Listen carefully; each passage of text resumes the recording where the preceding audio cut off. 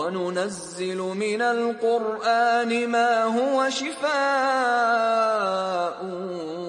وَرَحْمَةٌ لِّلْمُؤْمِنِينَ وَلَا يَزِيدُ الظَّالِمِينَ إِلَّا خَسَارًا.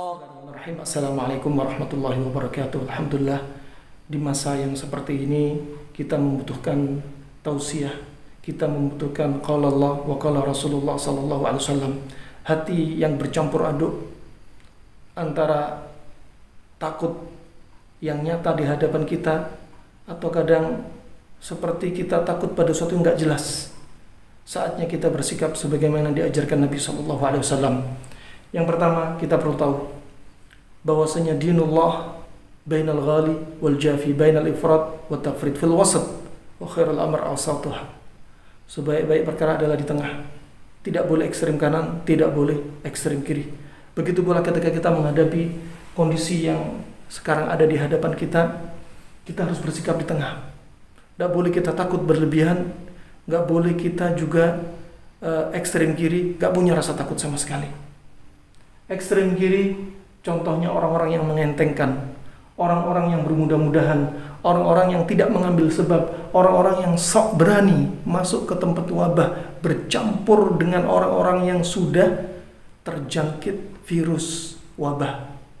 Padahal Nabi sudah bersabda dalam hadis yang sangat banyak, Bukhari, Muslim, Ibnu Majah, ya, dan hadis-hadis yang lainnya. Di antaranya Nabi bersabda, "Firra minal majnum, firaraka minal asad." Lari kalian, yaitu lari dari wabah, ya, seperti kalian lari dari singa. Ini menunjukkan apa? Ambil sebab. Nah, bukan berarti takut berlebihan. Ambil sebab untuk menjauh dari sumber penularan. Gak ada yang menular kecuali dengan izin Allah. Tapi kita juga mengambil sebab. Karena tawakal tidaklah dikatakan tawakal kecuali jika dia sudah mengambil sebab. Kalau orang bilang tawakal tapi dia nggak mengambil sebab, maka ini bukan tawakal, namanya tawakul. Orang yang pasrah kepada Allah tanpa ambil sebab. Juga Nabi dalam sabda yang lainnya, arfal al-far minat ta'un kal-far minaz zahaf.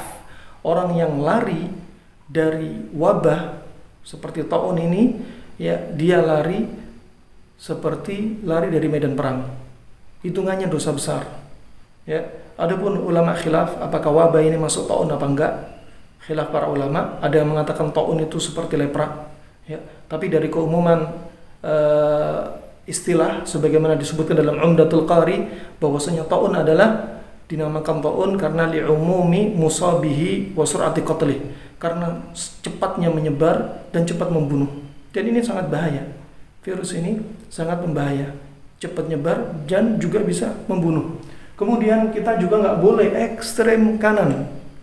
Ya, kita harus di tengah, sabar, tawakal kepada Allah, ya, bersandar diri kepada Allah Subhanahu wa taala di tengah. Enggak boleh ekstrem kiri seperti kita sebutkan, juga enggak boleh ekstrem kanan. Siapa ekstrem kanan? Takutnya over, sedih, berlebihan, kemudian paranoid, was-was, panik, stres, depresi. Ini wabah di hadapan kita. Ya. Wabah, penyakit ada di hadapan kita. Kalau ini terjadi berarti apa? Al-marad fawqal marad, penyakit di atas penyakit. Kenapa demikian? Dia sudah sakit, dia terancam penyakit, tapi dia menimbulkan penyakit yang lainnya.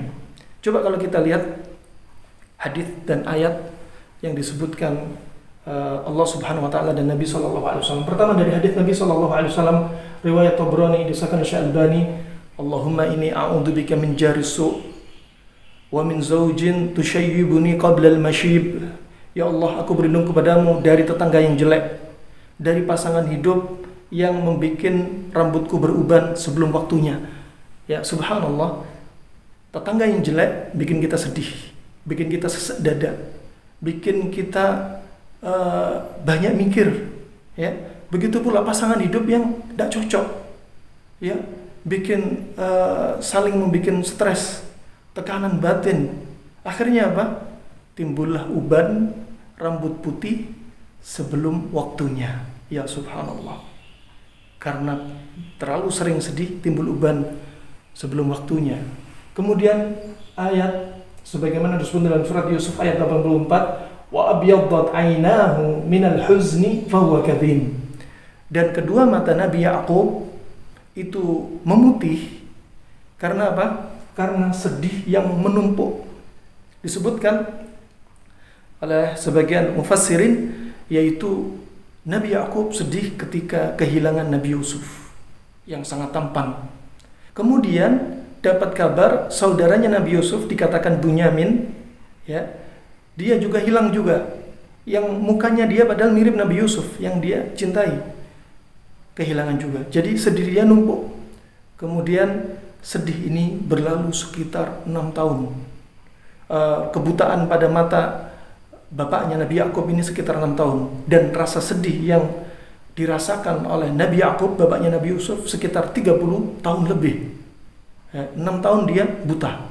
Subhanallah. Ternyata sedih ini juga bisa bikin buta mata. Matanya putih, rambutnya beruban. Ya subhanallah. Coba kalau kita lihat ilmu kedokteran Cina kuno menyebutkan apa rasionalnya hal demikian, apa hikmahnya, ya. Pertama, orang yang sedihnya ekstrim kanan, takutnya ekstrim kanan, berlebihan, ya, apa yang terjadi? Menimbulkan yaitu qi ginjal turun, yaitu tenaga pada ginjal hilang, berkurang. Sehingga apa? Sehingga timbullah uban.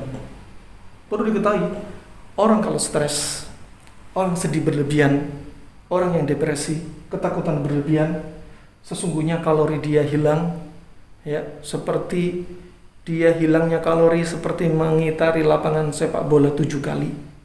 Subhanallah. Ya, sehingga apa? Sehingga akan menimbulkan imun tubuh berkurang. Akhirnya virus terhampar di hadapan dia, imunnya justru drop, tenaga ginjal justru hilang. Ya, makanya disebut al-marad faqal marad, sakit di atas sakit. Ya.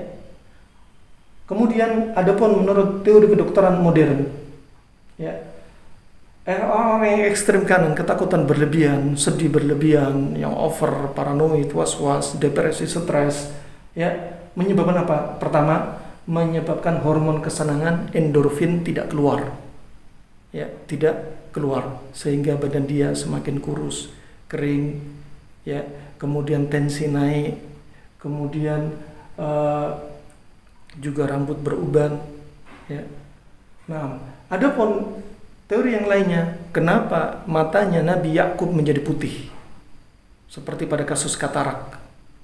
Disebutkan oleh kedokteran, yaitu salah seorang dokter dari Mesir, bahwasanya orang yang senang berlebihan, sedih berlebihan, itu menimbulkan adrenalin yang meningkat drastis.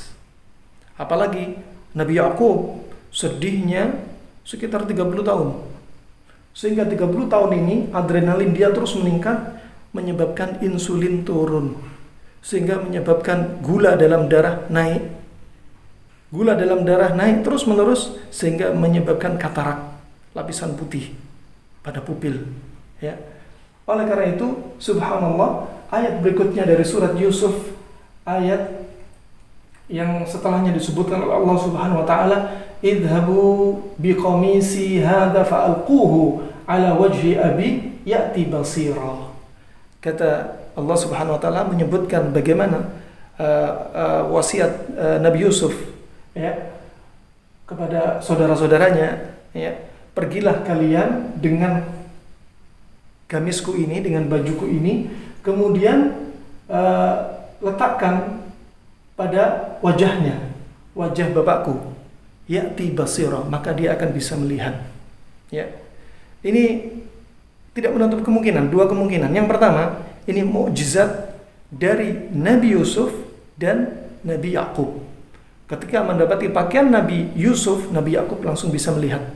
Kemungkinan kedua, karena Nabi Yakub mencium aroma pakaian Nabi Yusuf, ya, sehingga timbullah kesenangan, riang gembira dia, sehingga muncullah endorfin, ya. Kemudian apa yang terjadi? Matanya bisa melihat kembali. Ya subhanallah. Syahidnya yang kita sampaikan di sini, jangan takut berlebihan. Kita punya Allah Subhanahu wa taala. Kita punya Allah Subhanahu wa taala. Allah yang akan mengangkat wabah ini. Allah akan menyembuhkan kaum muslimin yang sakit, yang sudah tertimpa wabah. Kita punya Allah, kita punya tempat kembali. Semoga bermanfaat. Wassalamualaikum warahmatullahi wabarakatuh. Ya ayyuhalladzina amanu ista'inu bis sabri was salah.